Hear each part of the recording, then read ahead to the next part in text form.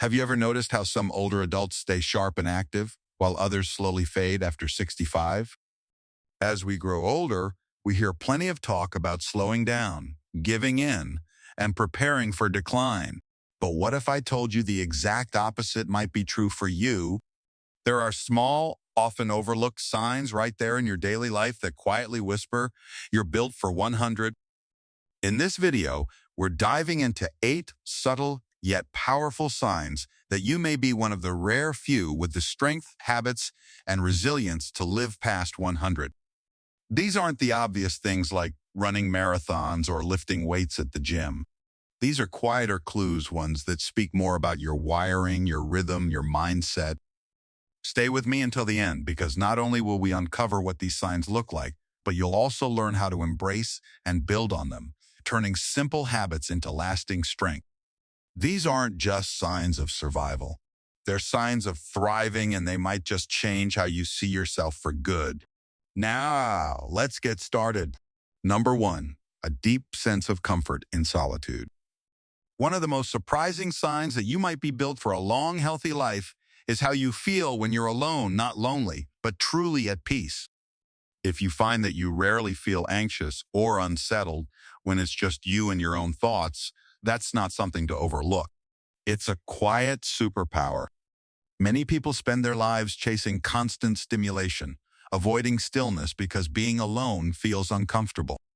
But if you've grown to enjoy your own company, if silence feels more like a friend than a threat, you're carrying something rare, emotional stability that often correlates with lower stress levels, better heart health, and a more balanced nervous system.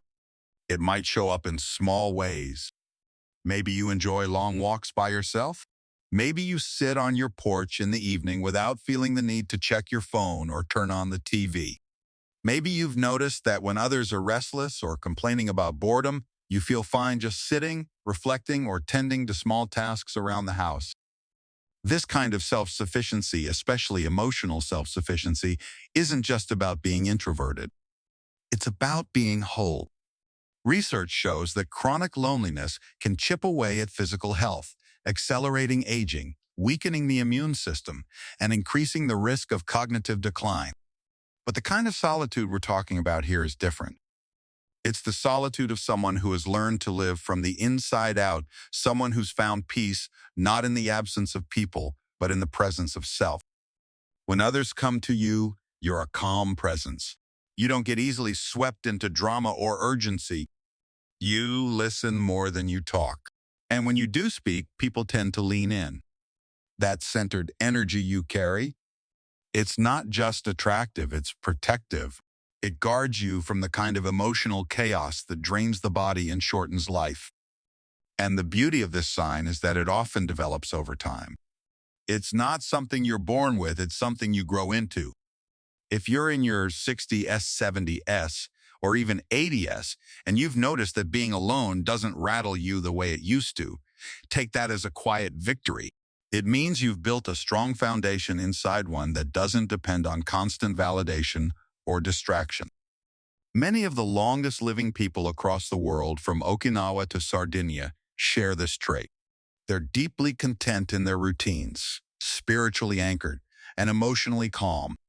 That kind of emotional climate within a person, it's like fresh air for the body. It nourishes everything else. So if you find that solitude doesn't frighten you, but instead brings a sense of clarity, rest, and even joy that's not just a personality trait, it's a sign you've reached a level of internal peace that many never do. And more importantly, it's one of the quietest predictors that you're in it for the long haul. Number 2, waking up without an alarm. Another unexpected signal that you may be built for long life. You often wake up naturally without the jolt of an alarm clock. It may not sound like much, but this small, often overlooked detail speaks volumes about how well your internal systems are functioning. A strong circadian rhythm, your body's built-in clock, is a hallmark of health, especially in your later years. Think about it. If you're 70 and still rising with the sun without needing an external device to force you out of sleep, that suggests your brain and body are in sync. And that kind of natural rhythm doesn't just happen by chance. It's often the result of consistent habits, low stress, and an internal balance that's been cultivated over time. People who maintain regular sleep-wake cycles tend to have better metabolic health, more stable blood pressure, and even stronger immune responses. And it's not just about when you wake up, it's about how you feel when you do. If you're alert, clear-headed, and don't need 2 cups of coffee just to feel human, that's a sign your body is aging gracefully. Now, of course, we all have restless nights here and there. But if you find that you're generally in tune with the daylight hours, sleeping when it's dark and waking when it's light, that's nature's way of saying your system is still operating on its original settings. And that's a good thing. You're not fighting your biology, you're flowing with it. This is something I've seen in older friends who are still thriving well into their 90s. They're up early not because they have to be, but because their bodies are ready to be. They don't set an alarm. They don't rush. They just get up, stretch, make a simple breakfast, and ease into their day with a kind of rhythm most younger folks envy. And here's the deeper truth. When your body no longer needs to be shocked awake, it means your sleep is doing its job. It's restorative. It's healing. And that kind of sleep, night after night, becomes a silent healer, repairing cells, balancing hormones, even clearing waste from the brain. Waking up without an alarm isn't just about discipline. It's a reflection of your internal harmony. It shows that your lifestyle is aligned with your biology and that you're still attuned to the natural world, a trait that many centenarians around the world share. So if you're waking up before the alarm buzzes, or if you haven't needed one in years, take that as a sign. It's your body quietly letting you know, I'm still in rhythm. I'm still working the way I was meant to. And that, my friend, is a beautiful thing. Number 3, forgetting the small stuff, remembering the big lessons. At first glance, occasionally forgetting why you walked into a room or where you put your keys might feel like a warning sign. But when paired with a sharp memory for life's bigger lessons, values, relationships, insights, it can actually be one of the more subtle indicators that your brain is aging in a healthy way. Here's the truth. The brain doesn't forget everything equally. It prioritizes. And as we grow older, a curious thing happens. The brain starts letting go of trivia and short-term clutter so it can hold on to what matters most. That's not a failure. It's an upgrade. It means your mind is focusing its energy on depth rather than detail, wisdom over minutia. If you find that you might blank on a name for a moment but still recall vividly what your father taught you about patience or the way your spouse looked at you on your wedding day, that's something to celebrate, because what you're retaining isn't just memory, it's meaning. And meaning is what keeps the brain alive. There's a kind of clarity that emerges in older age. You stop sweating the small stuff quite literally because your brain has learned what's worth holding on to. You may forget the plot of a TV show you watched last night, but recall with ease the moment your grandchild was born or the lesson you learned during a difficult time in your life.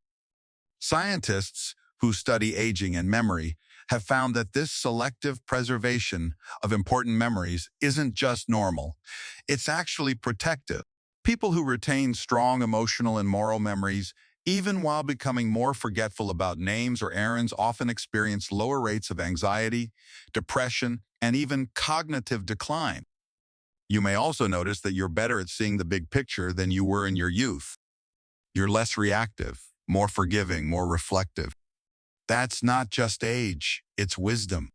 It's the result of decades spent learning what matters and what doesn't, what lasts and what fades. And let's be honest, how many of us in our 20s could carry a conversation about what truly brings peace or how to navigate grief? You can. And even if you fumble for a word now and then, what you offer in return is perspective that younger people simply don't have. So if you sometimes forget where you left your glasses, but still know exactly how to calm a crying child, lift someone's spirits with a few words, or remind a friend of their worth, then trust me, your mind is still sharp where it counts. And those deeper kinds of memory, they don't just help you connect with others, they help your own sense of identity stay intact, strong, and resilient. A long life isn't measured in how many birthdays you've had. It's in how much meaning you've carried along the way. And if your memory has become more selective, less about collecting and more about curating, that's not just a sign of who you are. It's a sign of how far you've come and how much longer your story may still unfold. Number 4, complaining less than people half your age. You may not think of this as anything special, but if you've noticed that you complain less these days, less about the aches, less about the world, less about the small annoyances of life, you might be revealing something powerful about yourself. A calm, low-stress attitude isn't just pleasant to be around. It's deeply protective, and it's one of the most overlooked markers of long life. Plenty of studies have shown that chronic stress takes a serious toll on the body, especially as we get older. It raises blood pressure, weakens the immune system, inflames joints, and speeds up aging at the cellular level. But when someone learns to let go of what they can't control, to shrug and smile instead of stew and snap, their body listens, and it thanks them for it. If you're someone who's learned to take things in stride, someone who says, well, it is what it is, and genuinely means it, that's not giving up. That's the result of years, maybe decades, of learning what really deserves your energy and what doesn't.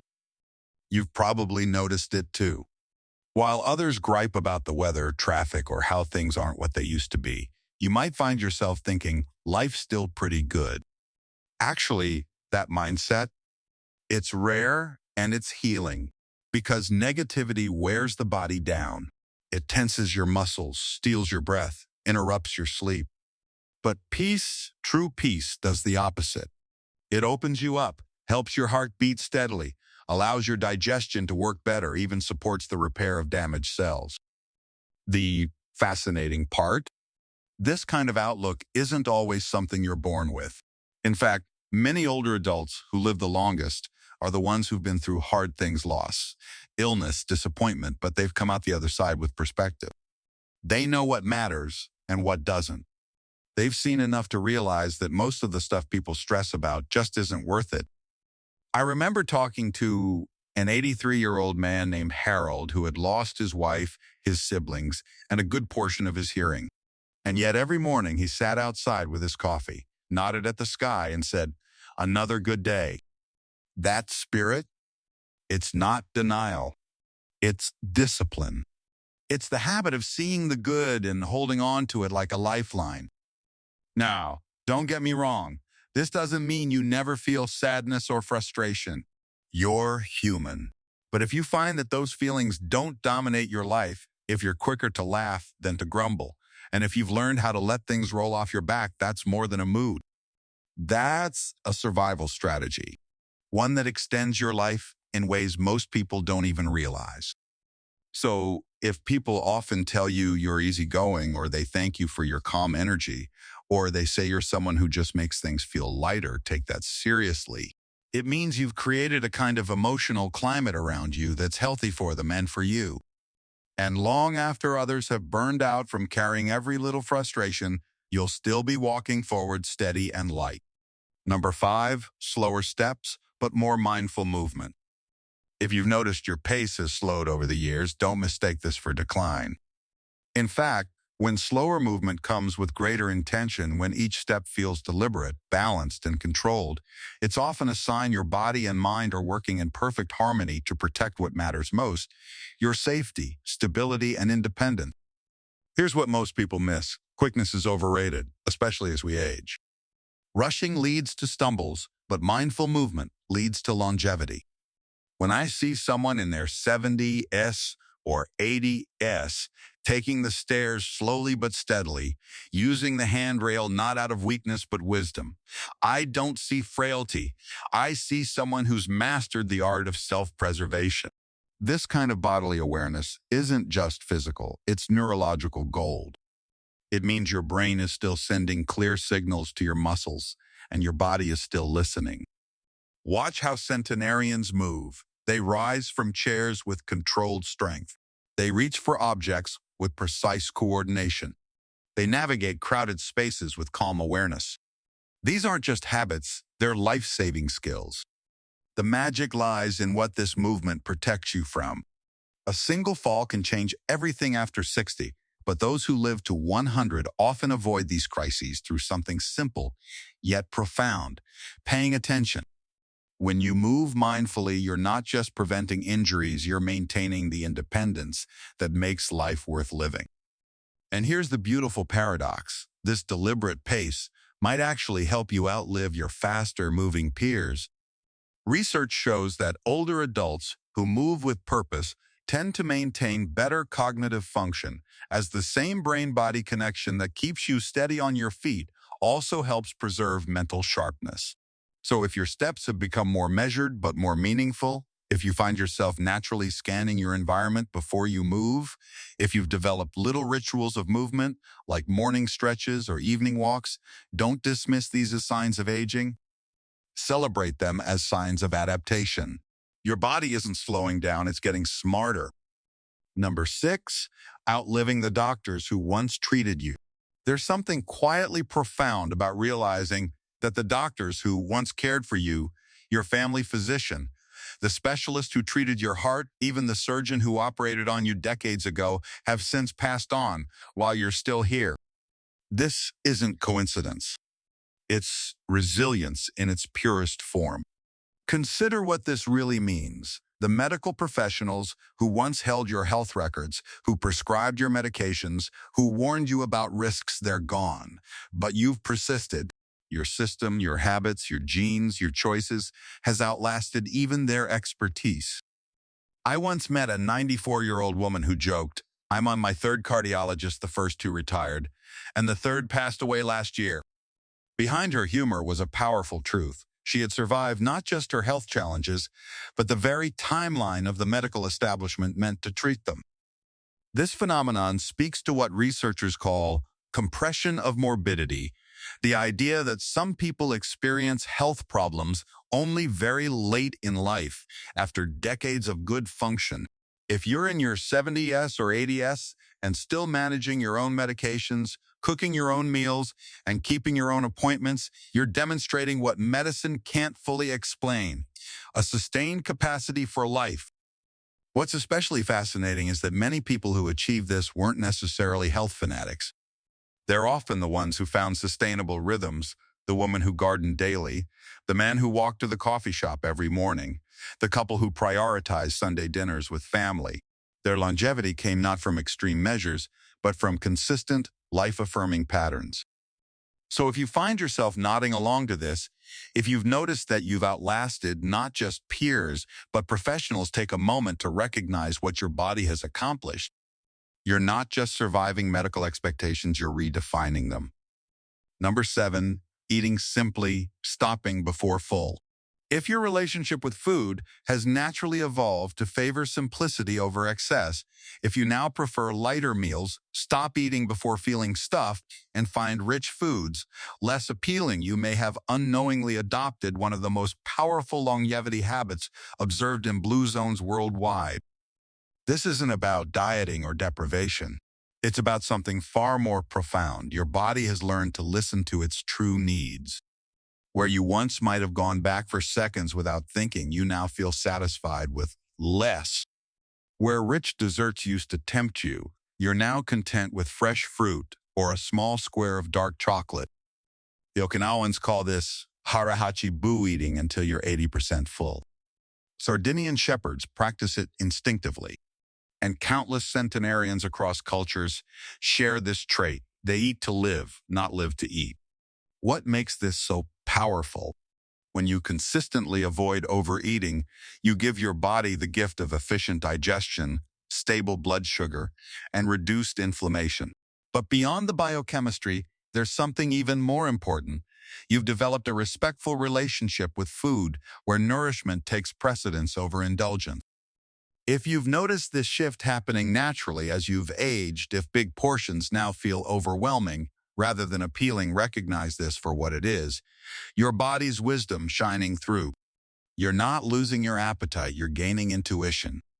Number 8, finding joy in routine. In a world obsessed with novelty and constant stimulation, here's a counterintuitive truth.